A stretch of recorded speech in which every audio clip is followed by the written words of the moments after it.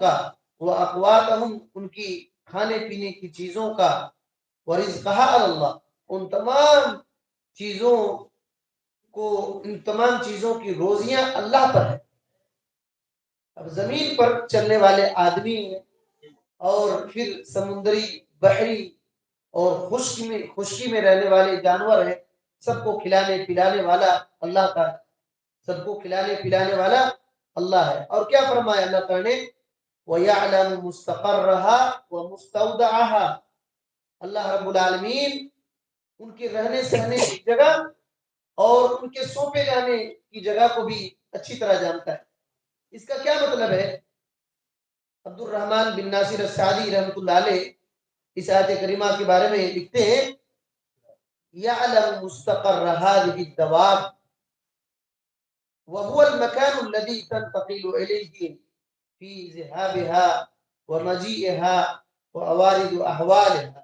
کہتے ہیں کہ اللہ رب العالمین ان جاندار جو بھی زمین میں رہتے چلتے پھرتے ہیں، ان کے رہنے کی جگہ کو بھی جانتا ہے، ان کے رہنے کی جگہ کو بھی جانتا ہے، اور یہ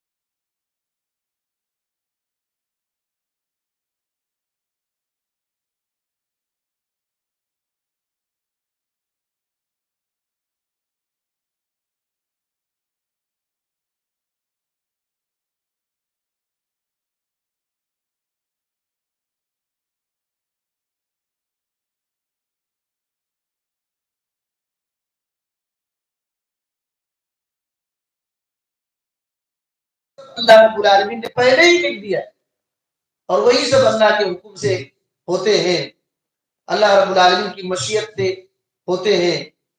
تو یہ بات ہے۔ اور ابن کثیر رحمۃ اللہ علیہ اس آیت کریمہ کی تفسیر میں لکھتے ہیں، اخبر تعالی انہ متکفل بارزاق المخلوقات، کہ اللہ تعالیٰ نے اس آیت کریمہ کے ذریعے سے خبر دیا ہے کہ اللہ رب العالمین تمام مخلوقات کی روزیوں کا وہ ذمہ داری لیے ہوا ہے۔ اللہ رب العالمین تمام مخلوقات، جو بھی مخلوق ہے، جاندار چیز ہیں، ان تمام جانداروں کو روزی دینے کی ذمہ داری اللہ تعالیٰ نے اپنے اوپر لے لیا ہے۔ تو اللہ رب العالمین روزی دیتے رہتا ہے، اسی وجہ سے جانوروں کو بھی روزی ملتی ہے کہ نہیں ملتی؟ تو سب کو اللہ تعالیٰ کھلاتا ہے۔ کہتے ہیں من سائر دواب الارض صغیرھا وکبیرھا، کہتے ہیں کہ زمین کے جتنے بھی جاندار ہیں، چاہے چھوٹے ہوں یا بڑے، اور کہتے ہیں کہ وہ سمندر میں رہنے والے ہوں یا خشکی میں رہنے والے ہوں، وَأَنَّهُ يَعْلَمُ مُسْتَقَرَّهَا وَمُسْتَوْدَعَهَا، اللہ تعالیٰ ان کے جگہوں کو، رہنے سہنے کی جگہ، ان کے سونپے جانے کی جگہ کو جانتا ہے۔ یعنی یہ زمین سے، اپنی جگہ سے سیر کرتے ہیں، چلتے ہیں، کہاں تک جاتے ہیں اور پھر کہاں پناہ لیتے ہیں۔ ایک جگہ سے اپنے بل میں کوئی جانور رہتے ہیں، سوراخ میں رہتے ہیں، سوراخ سے نکل کر کے ادھر ادھر چلتے ہیں، پھر کہاں جاتے ہیں، کہاں سے نکلے کہاں گئے، اس کو بھی اللہ تعالیٰ جانتا ہے، اس کو بھی اللہ تعالیٰ جانتا ہے۔ اور اسی طریقے سے حضرت علی بن ابی طلحہ اور حضرت عبداللہ بن عباس رضی اللہ تعالیٰ عنہ نے اس کی تفسیر کرتے ہوئے کہا ہے کہ یہ جانور کہاں پناہ لیتے ہیں، اور مجاہد رحمۃ اللہ علیہ کہتے ہیں کہ یہ جو جاندار چیز پہلے اس کے ابو کے پیٹھ میں تھے نا، منی کی شکل میں، اس کو بھی اللہ تعالیٰ جانتا ہے کب کس حالت میں تھے، اور ماں کے پیٹ میں گئے، اس میں کیا حالت ہے، نکلے تو ان کی کیا حالت ہے، اور کیا کھائے گا، کب تک رہے گا، یہ سب اللہ تعالیٰ جانتا ہے، یہ سب اللہ تعالیٰ جانتا ہے۔ کہنے کا مطلب اس آیت کریمہ کو پیش کرنے کا میرا مقصد یہ ہے کہ آج ہم لوگ انسان روزی کے چکر میں اللہ کے حق کو بھلا دیتے ہیں، اللہ کے حق کو بھول جاتے ہیں اور سمجھتے ہیں کہ صرف کمانا ہے، کمانا ہے، کمانا ہے، کمانا ہے۔ حالانکہ اللہ کے نبی صلی اللہ علیہ وسلم نے کیا کہا کہ بندے کے پیچھے روزی بھاگتی، روزی بھاگتی ہے، پیچھے پیچھے جاتی ہے۔ یاد رکھیے ہمارا اس بات پر ایمان اور یقین ہے کہ اللہ تعالیٰ نے جو روزی لکھ دیا ہے اس کے کھائے بغیر ہماری موت بھی نہیں ہے، ہم مر بھی نہیں سکتے۔ تو جتنا اللہ تعالیٰ نے روزی لکھ دیا ہے وہ مل کر ہی رہے، اس کی وجہ سے زیادہ بندے کو ٹینشن نہیں لینا چاہیے، یہ ٹینشن لینا چاہیے کہ ہمارا ایمان کیسے بچے گا اور کیسے ہم عمل کریں گے، جنت کیسے ملے گی، اس بات کی زیادہ فکر ہونی چاہیے۔ دیکھیے القناعۃ والتعفف ایک کتاب ہے، اس کے اندر ابو اسید الفزاری رحمت اللہ علیہ کے بارے میں یہ بات ہے کہ قیل لابی اسید الفزاری من این تعیش، ان سے ابو اسید الفزاری سے کہا گیا کہ من این تعیش، آپ کا گزارا کہاں سے ہوتا ہے، آپ کیسی زندگی پار کر رہے ہیں، کیا کماتے ہیں، کیا کھاتے ہیں؟ تو انہوں نے کیا کیا، فکبر اللہ وحمدہ، انہوں نے اللہ رب العالمین کی بڑائی بیان کی اور تعریف کیا، اللہ رب العالمین کی حمد و ثنا بیان کیا اور کہا یرزق اللہ القردہ والخنزیر ولا یرزق ابا اسید، کہ جو اللہ بندروں کو روزی دیتا ہے اور سوروں کو روزی دیتا ہے، کیا وہ ابو سعید کو روزی نہیں دے گا؟ بات سمجھ رہی ہے کہ وہ اللہ جو جانوروں کو بھی روزی دیتا ہے، بندر کو، خنزیر کو بھی روزی دیتا ہے، تو اللہ تعالیٰ ہم کو اسے چھوڑ دے گا کیا؟ اللہ تعالیٰ اسے چھوڑ دے گا؟ تو اللہ پر اس بات پر، اللہ کے بارے میں اس بات پر ایمان ہمیں ہونا چاہیے کہ اللہ تعالیٰ ہم کو بھوکے نہیں مار دے گا۔ اللہ تعالیٰ نے یہ ذمہ داری لے لیا ہے تمام جاندار کو پالنے کا اور اس کو کھلانے کا، روزی پہنچانے کا۔ اسی وجہ سے پتھر پھوڑتے ہیں تو کیڑے نکلتے ہیں، وہ بھی زندہ ہے، اللہ تعالیٰ وہاں تک اس کو رزق پہنچا دیتا ہے۔ لیکن ہم انسان سب سے زیادہ روزی کے پیچھے بھاگتے ہیں اور ٹینشن لیتے ہیں اور اللہ تعالیٰ کی توحید، اللہ رب العالمین کے حق کو ادا نہیں کرتے۔ یہ بات امام ابن عبد البر رحمۃ اللہ علیہ نے ذکر کیا ہے کہ الرزق مقسوم، کہ رزق بانٹ دیا گیا ہے پہلے۔ اسی وجہ سے ایک حدیث ہے بخاری کے اندر کہ جب بندہ ماں کے پیٹ میں 4 مہینے کا ہو جاتا ہے، روح پھونک دیا جاتا ہے تو فرشتے آتے ہیں، یہ ہم لوگ بار بار حدیث سنے ہیں۔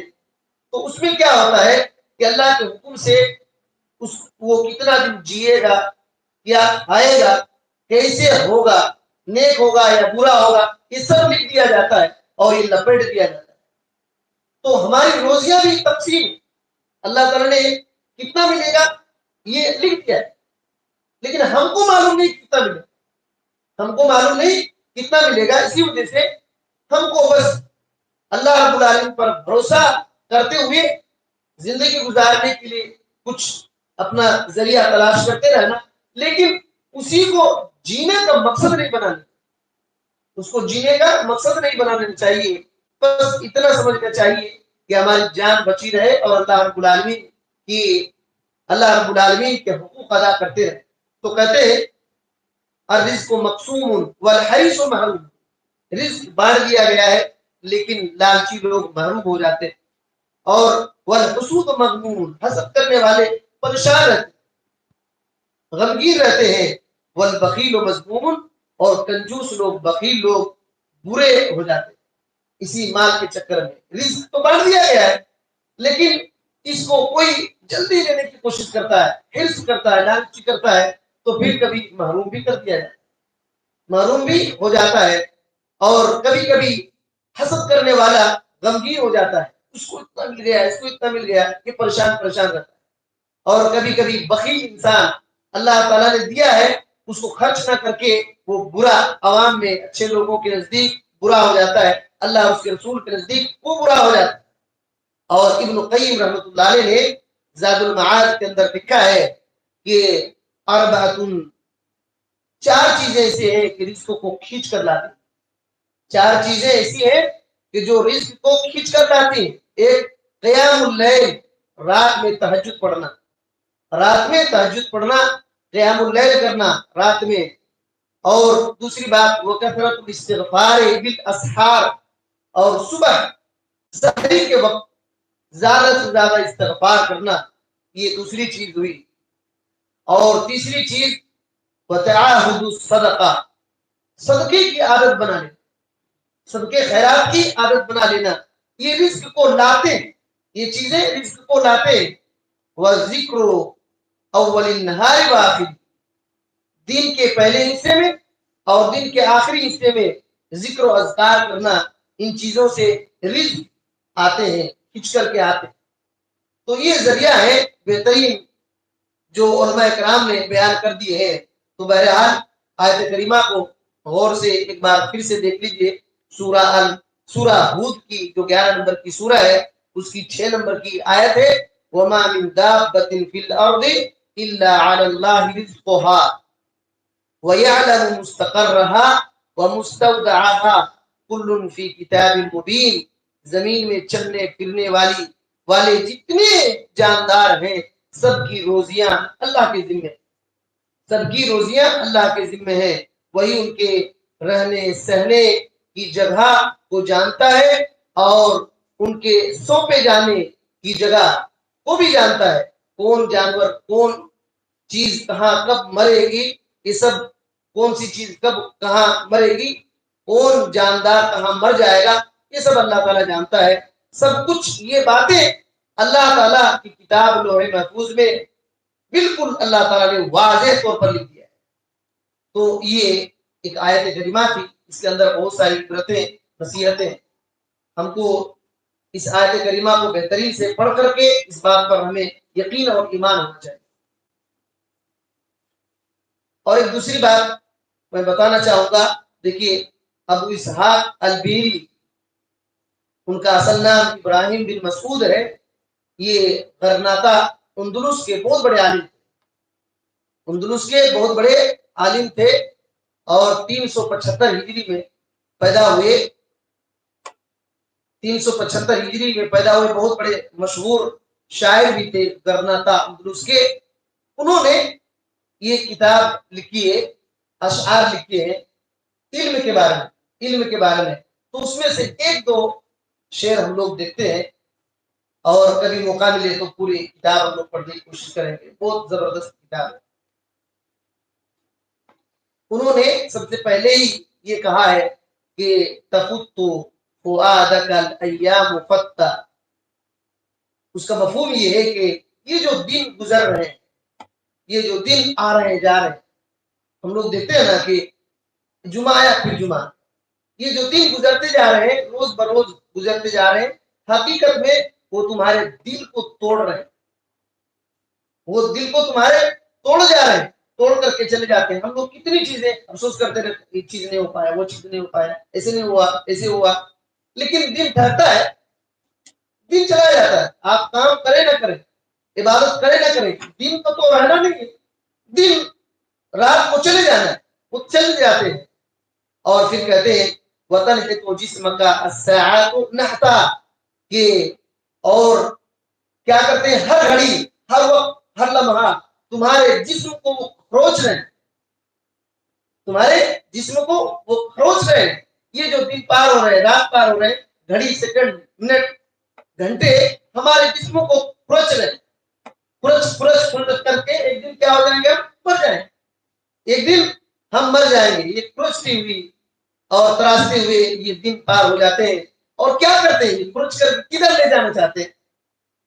وَتَدْعُوكَ الْمُنُونُ دُعَاءَ صِدْقٍ، یہ موت میں سچائی کے ساتھ بلا، موت میں سچائی کے ساتھ بلا رہی ہے کہ اے میرے دوست میں تمہیں ہی مراد لیتی ہوں. جو بھی کتاب پڑھ رہے ہیں سن رہے ہیں اس کو یہ ابو اسحاق ابراہیم بن مسعود ان کو کہتے ہیں اے میرے دوست جو کتاب سن رہے ہو پڑھ رہے ہو میں تم کو کہہ رہا ہوں کہ موت سچائی کے ساتھ تم کو بلا رہی ہے کہ مرنا ہی مرنا ہے. ارا کا تحب عرسن ذات خدر میں دیکھتا ہوں تم کو تمہاری حالت کیا ہے. تمہاری حالت یہ ہے کہ تم ایسی عورت جو دوپٹہ اڑے ہوئے ہے یعنی جوان کنواری عورت کو چاہتے ہو. حالانکہ ابت طلاقها الاقیاس بتا حالانکہ ایسی عورت کو عقل مند لوگوں نے طلاق دے دیا ہے, طلاق بائن دے دیا ہے, چھوڑ دیا ہے. اس سے مراد کیا ہے؟ دنیا کو تم چاہتے ہو کہ دنیا مل جائے. عقل مند لوگوں نے اس کو طلاق دے دیا ہے, چھوڑ دیا ہے. عقل مند لوگوں نے اس کو چھوڑ دیا ہے لیکن تم اس کو چاہتے ہو, پسند کرتے ہو, لینا چاہتے ہو, اس کے پیچھے بھاگتے ہو, دوڑتے ہو. یہ انہوں نے ذکر کیا ہے. اور علم کے تعلق سے انہوں نے یہ ذکر کیا ہے ابا بکر دعوتک لو اجبت الی ما فیہ حبک لو عقلت. کہتے ہیں کچھ اشعار پورا نہیں پڑھ رہا ہوں, کہیں سے جو اہم نقطے ہیں اس کو میں آپ کے سامنے رکھ رہا ہوں تاکہ ہمارے لیے کچھ نصیحت کی بات ہو. دیکھیے کہتے ہیں اے ابو بکر, ہم لوگ سمجھ لیجئے وہ کسی کو نصیحت کیے ہیں, سمجھ لیجئے کہ ہم اس یہ ہیں سننے والے ہیں. تو کہتے ہیں کہ میں تم کو ایسی چیز کی طرف بلا رہا ہوں. کتاب لکھنے والے ابو اسحاق ابراہیم بن مسعود رحمۃ اللہ علیہ کہتے ہیں کہ میں تم کو ایسی چیز کی طرف بلا رہا ہوں اگر تم میرے پکار کو قبول کر لو گے الی ما فیہ حبک اس میں تمہاری قسمت ہے, نصیب ہے. اگر تم اس کو سمجھ لو گے لو عقلتا اگر تم میں جس کی طرف بلا رہا ہوں اگر تم سمجھ لو گے تو تمہاری نصیب چمک جائے, تمہاری قسمت کھل جائے. وہ چیز کیا ہے کہتے ہیں الی علم تکون به اماما. میں تم کو علم کی طرف بلا رہا ہوں جس علم کے ذریعے سے تم امام بن جاؤ گے. اس علم کی طرف بلا رہا ہوں. تو کون سے علم سیکھ کر امام بن جاتے ہیں؟ ہوائی جہاز چلانے سے؟ وہ اللہ اور اس کے رسول کا علم ہے. تو کہتے ہیں الی علم تکون به اماما, تم کو ایسے علم کی طرف بلا رہا ہوں جس کے ذریعے سے تم امام بن جاؤ گے. اور کیا بنو گے؟ مطاعا ان نہیت و ان امرت, تیری بات مانی جائے گی, تیری پیروی کی جائے گی. جو چیز تم روکو گے لوگ رک جائیں گے, جس چیز کا تم حکم دو گے وہ کریں گے. میں ایسے علم کی طرف بلا رہا ہوں.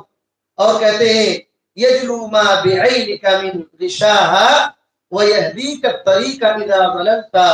کہتے ہیں کہ اگر تو اس علم کو سیکھ لے گا تو تمہارے آنکھوں کے اوپر جو پردہ لگا ہوا ہے نا, یہ علم تمہارے آنکھوں کے پردے کو نکال دے گا, تمہارے آنکھوں کے پردے کو صاف کر دے گا, کھول دے گا. آج دنیا میں آنکھ تو ہے لیکن حق کو نہیں دیکھ پاتے نا, کان ہے لیکن حق کو سننے کی صلاحیت نہیں, دل ہے لیکن حق کو قبول کرنے کی طاقت نہیں. تو یہ علم اللہ اس کے رسول کا علم ایسا ہے کہ تمہارے آنکھوں میں جو لگا ہوا پردہ ہے اس کو ہٹا دے. اور یہ یاد رکھیے جب کوئی علم سیکھتا ہے صحیح علم تو بدعت کیا ہے, خرافات کیا ہے, رسم و رواج کیا ہے, توحید کیا ہے, سنت کیا ہے, نیکی کیا ہے, برائی کیا ہے, حرام کیا ہے, حلال کیا ہے, جان پاتا ہے کہ نہیں پاتا. تو یہی ہے کہ وہ علم ایسے علم کی طرف میں بلاتا ہوں جو علم تمہارے آنکھوں کے پردے کو صاف کر دے گا. اور کیا کرے گا؟ وَيَهْدِيكَ الطَّرِيقَ إِذَا ضَلَلْتَ. جب تم گمراہ ہو جاؤ گے, بھٹکنا شروع کرو گے, راستہ بھول جاؤ گے تو یہ علم تم کو راستہ دکھائے گا. اسی وجہ سے میں بار بار یہ کہتا ہوں کہ میرے بھائیو ہم کو علم سیکھنے کی ضرورت ہے. اور کیا کہتے ہیں تحمل منه فی نادیک تاجا, تم جہاں کہیں بھی محفل میں بیٹھو گے تمہارے سر کے اوپر تاج ہوگا. کس چیز کا تاج ہوگا؟ تاج، تاج شرافت کا، عزت کا تاج تمہارے اوپر رکھا جائے علم کی وجہ سے، علم کی وجہ سے تمہارے سر کے اوپر تاج رکھا جائے گا، عزت شرافت، جس محفل میں تم بیٹھو. تو یہ بات ہے. اور دنیا میں ہم لوگ گھوم کر دیکھتے ہیں اور سمجھ پاتے ہیں کہ جس محفل میں علماء نہ ہو وہ محفل مردار کی طرف، اور جس محفل میں اہل علم ہو، اللہ کے علم اور رسول اللہ صلی اللہ علیہ وسلم کے علم کے جانکار ہو، ان کے پورے محفل میں نظریں ان کی طرف جھکائے رکھتے ہیں، لوگ ان کی طرف دیکھتے ہیں. کیوں؟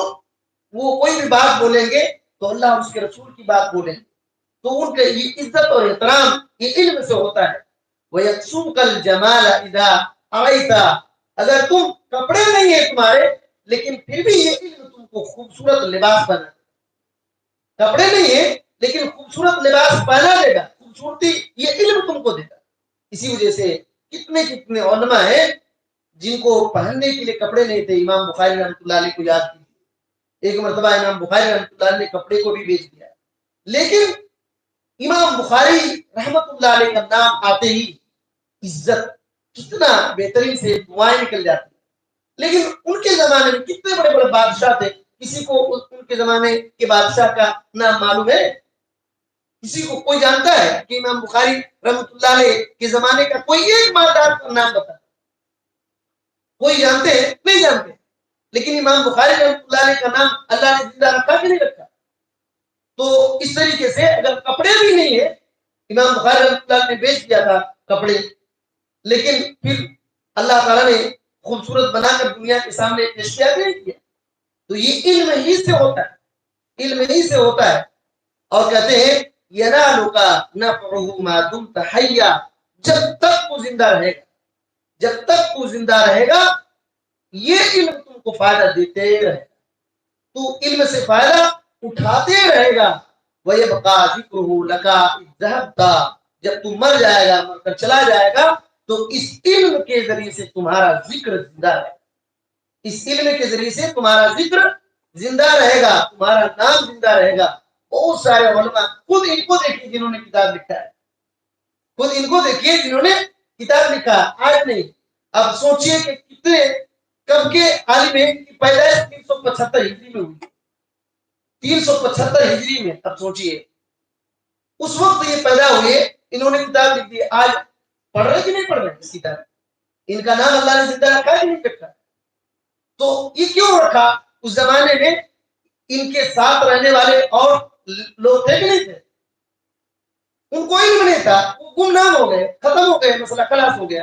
لیکن ان کا نام اب تک کیوں زندہ ہے؟ ان کی کتاب کیوں پڑھ رہے ہیں؟ ان کے علم کی وجہ سے، ان کے علم کی وجہ سے. ہم سے پہلے کتنے لوگ گزر چکے، ان کے علم نے ان کو آج تک زندہ رکھا، ان کا نام زندہ ہے، ان کا نام زندہ ہے. یہ علم سے ہوتا ہے، یہ علم سے ہوتا ہے.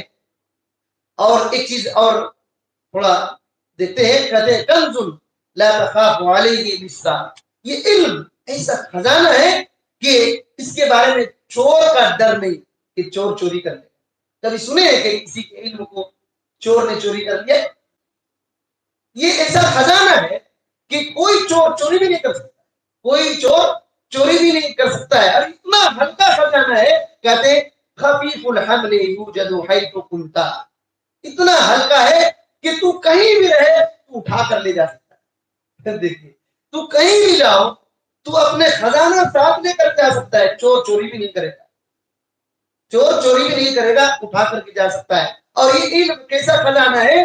یزید بکثرت الانفاق منہ، جتنا تم اس علم کو خرچہ کرو گے، اس مال کو خرچہ کرو گے اور بڑھتے جائے، اور بڑھتے جائے گا. یہ سا خزانہ ہے.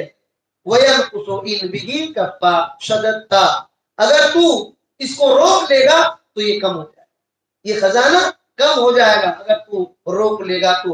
اور کہتے ہیں فَلَوْ قَدْ زُقْتَ مِنْ حَلَوَاهُ طَعْمًا، اگر تم اس کی مٹھاس کو چکھ لو، اس علم کے مٹھاس کو چکھ لو گے، لَأَثَرْتَ التَّعَلَّمَ وَاجْتَهَدْتَ، تو ضرور علم سیکھنے کی عادت سی ہو جائے گی تمہیں، اس علم سیکھنے کو ترجیح دو گے اور محنت کرنا شروع کرو گے. محنت کرنا شروع کرو گے. اور کہتے ہیں ولن یشغلک عنہ ہوا مطاع، اور ان کو تمہارے خواہشات نفس جس کے پیچھے لوگ چلتے ہیں یہ تم کو علم سیکھنے سے روکے گا نہیں، مشغول نہیں کرے گا. اگر تم اس کا مزہ چکھ لیا کہ تو تمہارا خواہش نفس تم کو روک نہیں پائے گا، اس علم سے مشغول نہیں کرے گا. ولا دنیا بزخرفہا فتنتا، اور دنیا کی جو چمک دمک ہے یہ تم کو فتنے میں ڈال نہیں سکتا، یہ تم کو فتنے میں ڈال نہیں سکتا. اس طریقے سے انہوں نے بہت کچھ ذکر کیا ہے. اور صرف ایک دو چیزیں ہم لوگ یہ کرتے ہیں، ان باتوں کو سن کر کے ہمارے دل دماغ میں بیٹھنا چاہیے. علم کی قدر بار بار میں کہتا ہوں کہ علم سیکھیے، علم سیکھیے. اور کہتے ہیں کیا کہتے ہیں کہ اذا ما لم يفدك العلم خيرا، اگر یہ علم تم کو خیر کا نفع نہیں دے رہا ہے، خیر کا نفع نہیں دے رہا ہے، یعنی علم سیکھ کر کے سن کر کے لکھ کر کے عمل نہیں کر رہے ہیں، تو فخیر منہ ان لو قد جہلتا، تو بہتر ہے کہ تم جاہلی بن کر زندگی، تم جاہل رہو یہی بہتر. علم سیکھ کر کے اس کا رزلٹ نہ آئے، علم فائدہ نہ دے، تو پھر جاہل بننا ہی، جاہل بن کر کے زندگی پار کرو. اور بہت کچھ انہوں نے اشعار میں ذکر کیا ہے. انشاءاللہ پھر کبھی موقع ملے گا تو میں کچھ بتانے کی کوشش کروں گا. یہ بہت بڑے شاعر تھے اور بہت معروف ان کی کئی کتابیں ہیں. ان میں سے یہ کتاب منظومۃ ابی اسحاق البیلی یہ معروف ہے، اور یہ علم کے لیے انہوں نے نصیحت کیا تھا. اور آج بھی کرناٹک، اندلس اور کینیا، افریقہ وغیرہ کی طرف بیٹھ کر کے حفظ کراتے، یاد کراتے ہیں. اللہ تعالیٰ ہم سب کو ان باتوں کو سمجھنے کی توفیق دے، اور علم کی قدر کرنے، اس کو سیکھنے، قبول کرنے اور علم سیکھ کر عمل کرنے کی توفیق دے.